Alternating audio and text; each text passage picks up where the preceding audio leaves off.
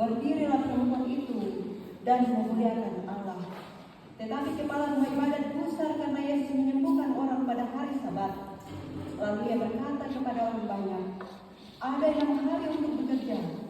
Karena itu datanglah pada salah satu hari itu untuk disembuhkan dan jangan pada hari Sabat. Tetapi Tuhan menjawab dia katanya, hai orang-orang munafik, bukankah setiap orang di antaramu melepaskan lembunya atau keledainya pada hari Sabat dari kandangnya dan membawanya ke tempat minuman? Bukankah perempuan ini yang sudah 18 tahun diikat oleh iblis harus dilepaskan dari ikatannya itu, karena ia adalah keturunan Abraham? Dan waktu ia berkata demikian, semua lawannya merasa malu dan semua orang banyak bersuka cita karena segala perkara mulia yang telah dilakukannya. Amin firman Tuhan. Kure semangat buah.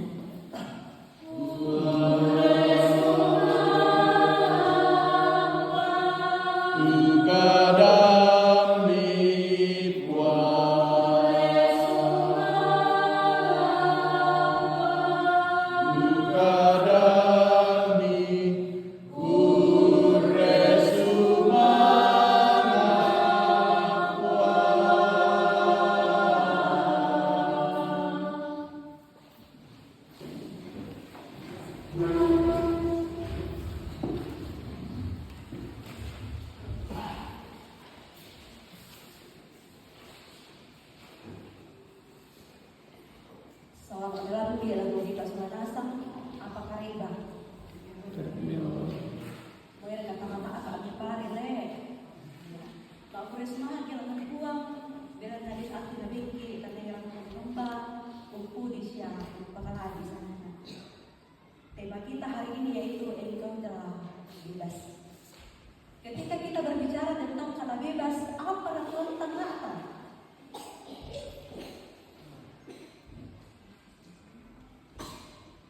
Bebas berarti dalam Kamus Besar Bahasa Indonesia atau KBBI tidak terhalang, tidak terganggu, sehingga dapat bergerak, dapat berbicara, dapat berbuat dengan leluasa. Atau yang disebut bebas berarti tidak terikat atau terbatas oleh aturan tertentu. Tema kita engkau telah bebas. Itu dapat kita lihat di dalam Lukas pasal 13 ayat 10 sampai ayat yang ke-17. Seorang perempuan yang 18 tahun lamanya sakit. Dalam bacaan kita dikatakan ia dirasuk roh sampai ia bungkuk punggungnya. Dia dalam pasal terakhir di gua bungkuk buku ya.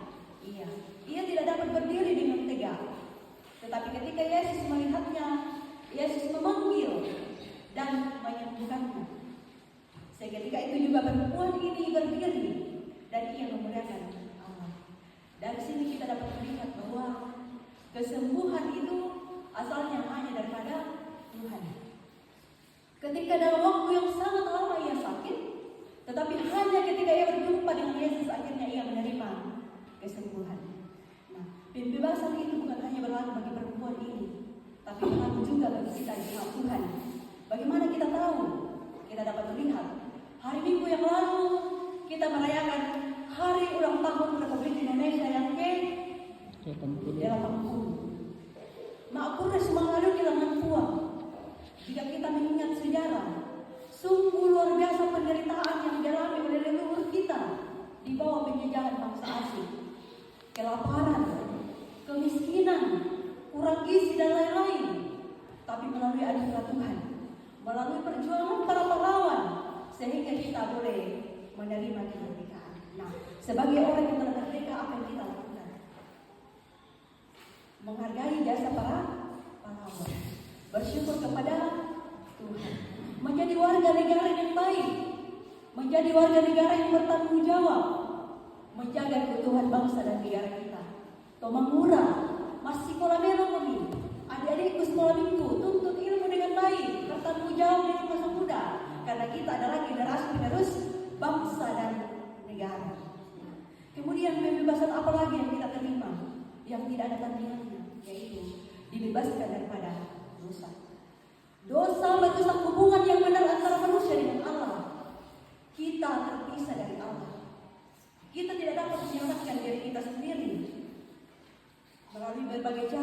berusaha tapi tidak dapat. Hanya melalui kedatangan Yesus Kristus, melalui kematiannya di atas kayu salib, sehingga kita dibebaskan, kita diselamatkan. Nah, sebagai orang yang telah diselamatkan, sebagai orang yang telah dibebaskan, apa yang kita lakukan? Di dalam pembacaan kita dapat kita lihat yang pertama yang menjadi respons kita, yaitu pertobatan. Bertobat artinya meninggalkan cara hidup yang lama, yang penuh dosa, dan mengalami perubahan hidup. Pertobatan bukan hanya sekedar kata-kata seperti dalam pengakuan dosa tadi ya, tetapi harus ada perubahan perilaku. Tidak lagi dikuasai oleh dosa, ya, bebas dari dosa, berarti kita tidak lagi di bawah kuasa dosa, tidak lagi berkenjang dalam dosa. Tapi masih kira dibuang, nang susi mau dosa bagi tengah dosa kira. Tidak ya, karena kita telah dibebaskan. Yang kedua adalah memiliki hubungan yang dekat dengan Tuhan, beriman kepada Tuhan. Bagaimana caranya?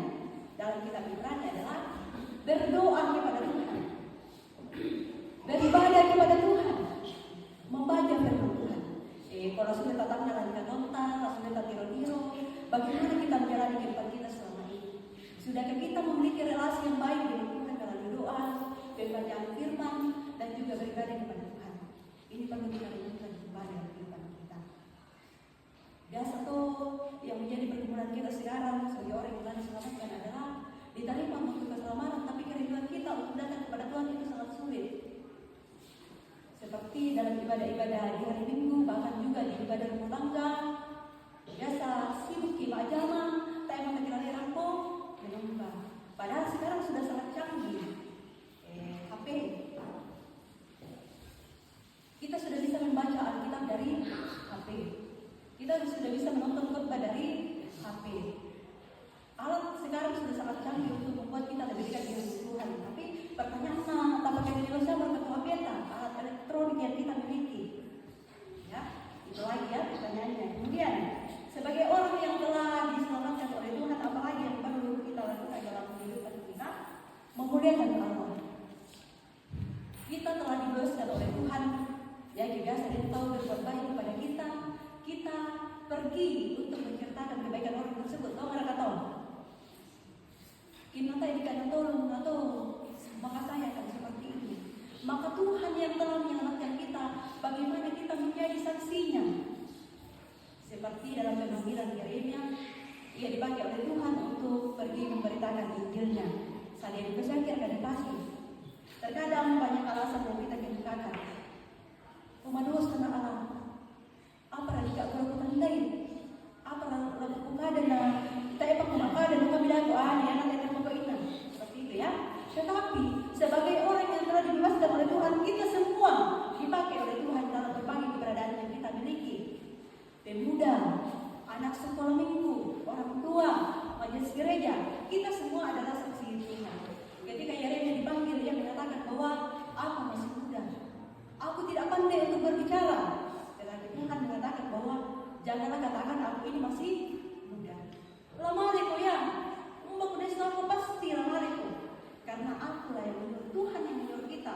Maka berilah diri kita untuk dipakai oleh Tuhan, menjadi saksinya dimanapun kita berada.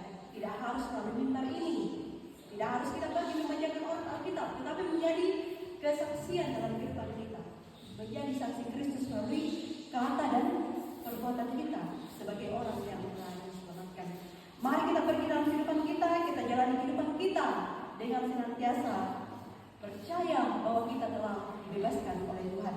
Roh Kudus menuntun kita untuk senantiasa hidup di dalam kehidupan yang senantiasa Tuhan kehendaki. Amin.